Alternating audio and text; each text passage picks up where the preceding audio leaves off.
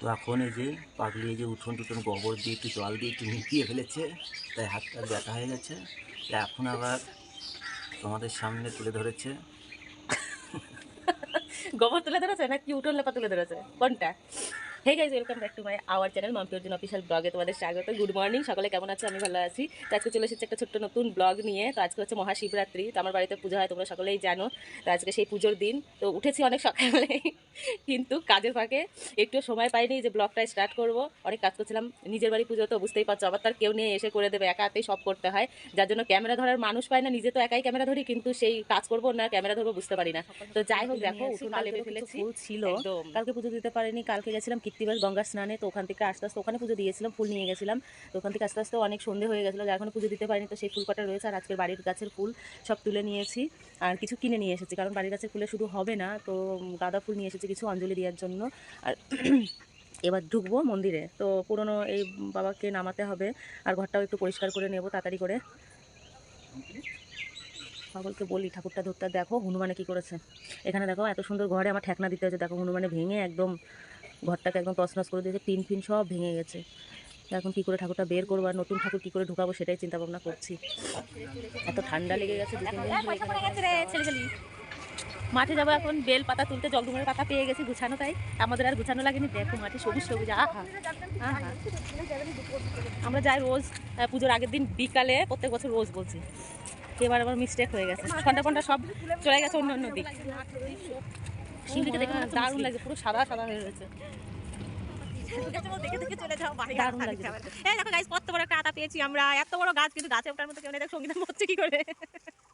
Bell পাতা তোলা হয়ে গেছে আমাদের। এবার এসেছি আতা গাছের তোতা পাখি করতে। কত আতা রয়েছে, কিন্তু তিনজনা মিলে এমন ভাবে ডালটাকে চেপে ধরেছে যে ক্যামেরা ধরার লোক নেই, ওই জন্য বেল তোলা, বেল চুরি করার ভিডিওটা তুলতে দূর ছাতা ই বাবা, বলবো আতা বলছি বেল। কি বলতো, খিদের জন্য উল্টো কেউ এসে একটু কাজও করে দিয়ে হেল্প করে না, সবাই আসবে সবার লাস্টে, যখন একেবারে পুজো পানি হয়ে যাবে তখন সবাই আসবে। আর এই যে কাজের মাসি যে সেই সকাল 5টার সময় উঠেছে, তখন থেকে কাজের মাসির মতো কাজ করেই যাচ্ছি। কৃষ্ণা দেবীরও খবর নেই আসার। পাগল তো বাজার করে নিয়ে চলে এসেছে। আর এই দেখো আমি নতুন কড়াই কিনেছি এবছর পুজোর জন্য, পাগল কিনে নিয়ে এসে দিয়েছে।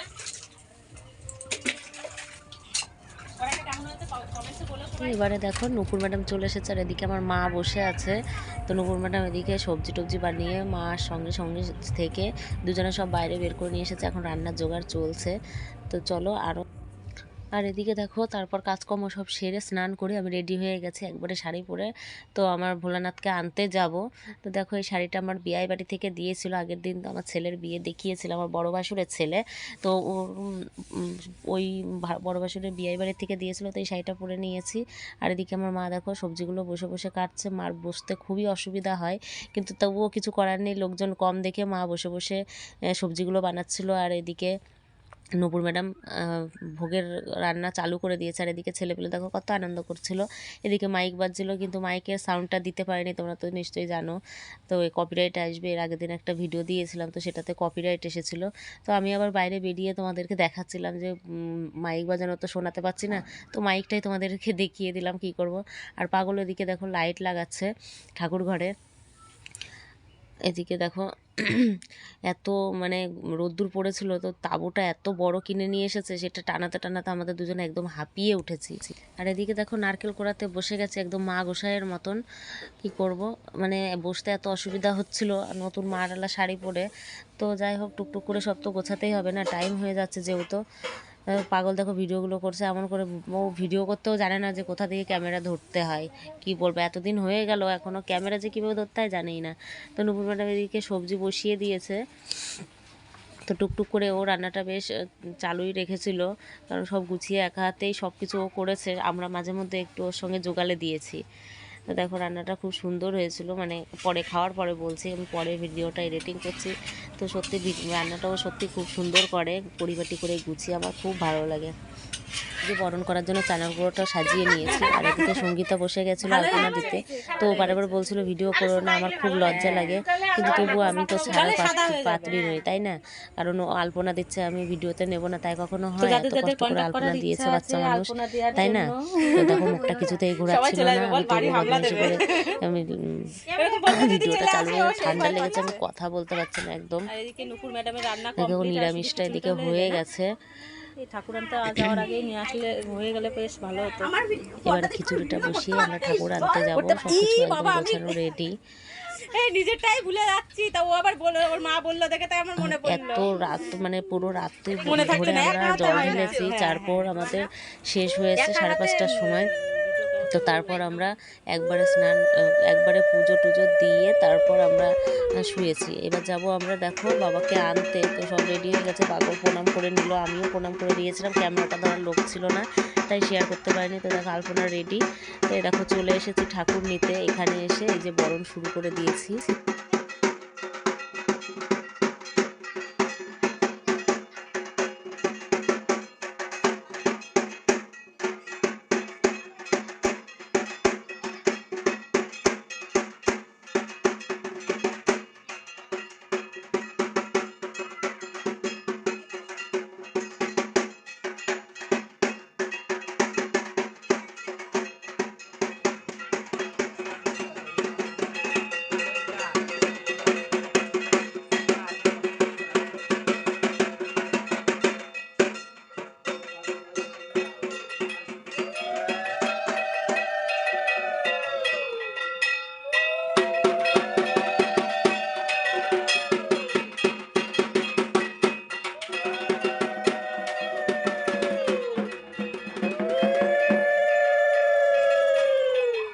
চালনটা ঘোরাও একটুখানি সামনে।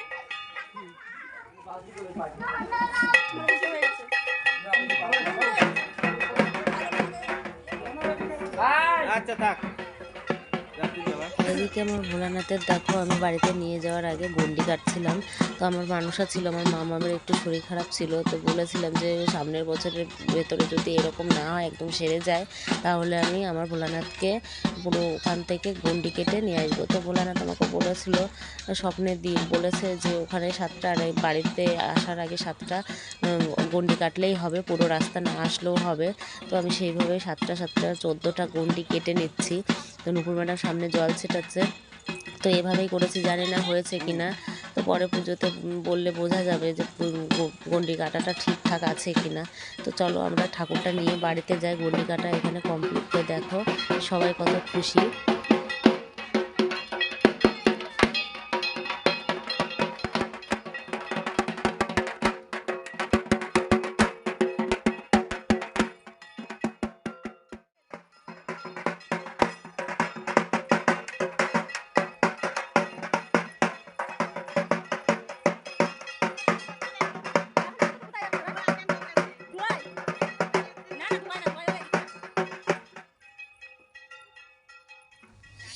তো দেখো ফ্রেন্ড, এখানে আমার ভোলানাথকে একদম জায়গা মতো সিংহাসনে বসিয়ে দিয়েছি।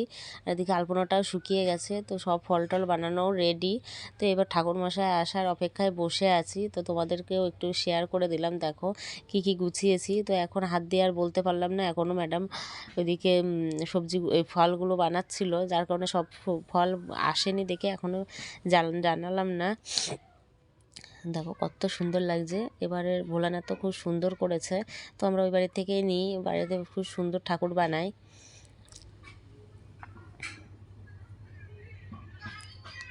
তোমরা আশীর্বাদ করো প্রত্যেক বছর যেন আমি এভাবেই ভোলানাথকে আরও ভালো করে যেন পুজো দিতে পারি, ভগবান যেন আমার সেই সামর্থ্যটুকু দেয়। আমাদের পুজো শেষ হতে হতে একদম সকাল হয়ে গেছিলো, যে সারা রাত জেগেছি, এত ঠান্ডা লেগে গেছে তো কি বলবো। এবারে এমন হয়েছে যে প্রত্যেকবার দিনের বেলায় চতুর্দশী লেগে যায়, তো এবারে লেগেছিল সন্ধ্যে 8টার সময়। তো যার কারণে ঢাকি তারপর ঠাকুরমশাইয়ের এত মানে অভাব পড়েছিল তো কি বলবো, আমরা দেখো সবাই বসে বসে অপেক্ষা করছিলাম ঠাকুরমশাইয়ের। সব রেডি করে নিয়ে আমরা বসে আছি, রাত্রি 9টা বেজে গেছে। 6:30টার থেকে ঠাকুরমশাই বলছে আসছি আসছি, বাড়ির থেকে বেরিয়ে গেছি। অথচ ঠাকুরমশাইয়ের বাড়ি আমাদের বাড়ি থেকে মাত্র 7 মিনিট 5-7 মিনিট লাগে, এর থেকেও কম বোধ হয় সাইকেলে আসে। দেখো ঠাকুরমশাই এসে পৌঁছেছে, তো এসে পুজোতে বসে গেছে। তো যাই হোক অবসান শেষ হলো আমাদের এতক্ষণের অপেক্ষা। তো যাই হোক পুজোটা তাড়াতাড়ি দিয়ে নিই, চলো সঙ্গে থাকো, দেখতে থাকো ভিডিও।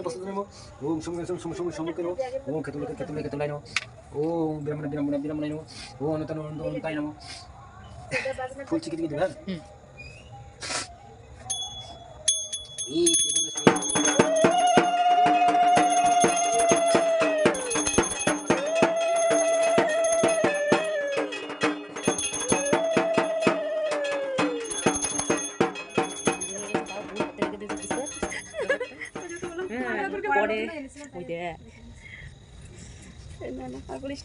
উলু দে, এ উলু দে আমার উলু দিতে হয়, জল দিয়ে আসেন শঙ্খ বাজা। তোর যা শঙ্খ বাজাতে এই আমার শঙ্খ অনেকক্ষণই বাজে, কিন্তু কেউ এই বাজে কত রাত হয়েছে রে, সবাই মিলে ফিসফিসিয়ে কথা বলা হচ্ছে। এই গানটা চালাও এবার, দেখো 10টা বাজে, গান চালাও। 10:30 বাজে,